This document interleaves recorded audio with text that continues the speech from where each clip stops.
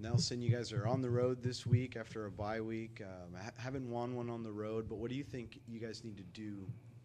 What's the number one thing you need to do with your approach this week to get over that hump and get that win on the road? Just being more detail-oriented. I feel like every week our coaches put together a great game plan. It's just a matter of if we go out there and execute. There's always been a 3 to 4 play set where we give up explosives, and that's what's really cost us on the road.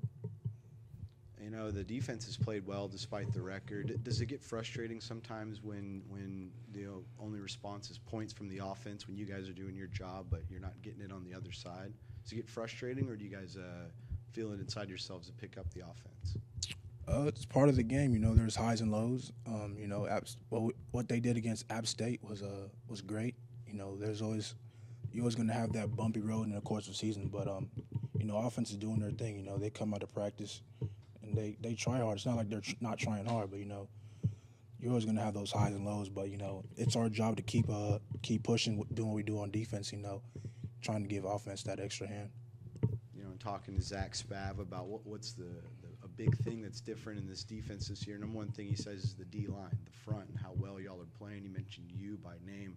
How good does it feel to hear that, to know that one of the biggest changes is the D-line with some of the new guys, and you're one of those new guys? It feels good. Southern Miss was just one game. Levi Bell and Nico Ezra, they've been doing it all season. I'm just happy to, have a big game last week. But without the other levels of the defense, the linebackers and the DBs, we don't make those plays in the backfield. They're holding it up back there. So it's big reps to everybody. When you transferred in from Tech, you're obviously looking for more playing time, a bigger opportunity. Do you feel like you've gotten that here at Texas State? Of course, coming here to Texas State, knowing who Spav is, who Mims and Jennings, all those guys, I feel like I could come here, really be myself, take my game to another level, and I feel like I've done that so far. Nelson, if you could talk a little bit more about the relationship you have with your defensive coordinator, Zach Spavital. He was in Lubbock with you, so how far back did the two of you go? Yeah, Spav's known me since I was a knucklehead teenager. Got to Texas Tech campus in spring of 17, so I've known him for like 5+ years now, and he's seen me grow as a man. When he left, it was a big it hurt me a lot when he left, him and Mims and Jennings, but it's been nice reuniting with them so far. I know that you were asked about playing time and more opportunities maybe here for you at Texas State when you transferred out, but also how important was it for you to kind of come back closer to home? You're from Pflugerville, kind of North Austin area. It's only about an hour outside of San Marcos, much further away from Lubbock. So how important was it for you in that respect? Yeah, my decision to come here was a huge decision. My parents have gotten to see me play every home game for the first time in my career. That's big. I can see them every weekend, when we do have a home game. And, when I want to see them, I can just drive up the road. It's 45 minutes. But I've always been familiar with the San Marcos area, growing up in Austin.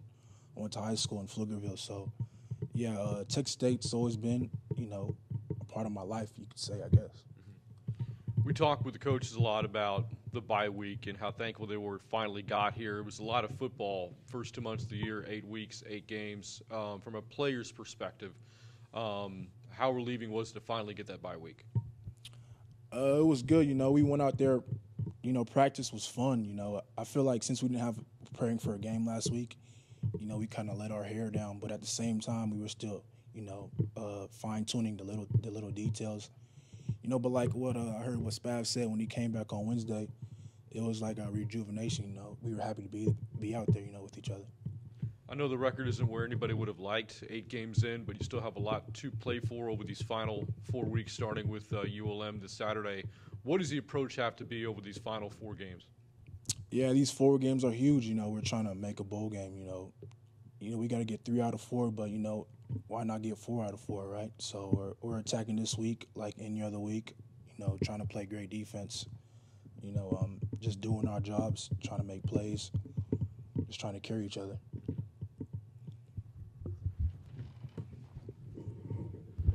For those of us who may not know what it's like to go into a bye week, what is usually the procedure for players that go into the bye week, especially coming after a game? We still do good on good work, a lot of individual work. Towards the end, it's a little bit of more mental reps.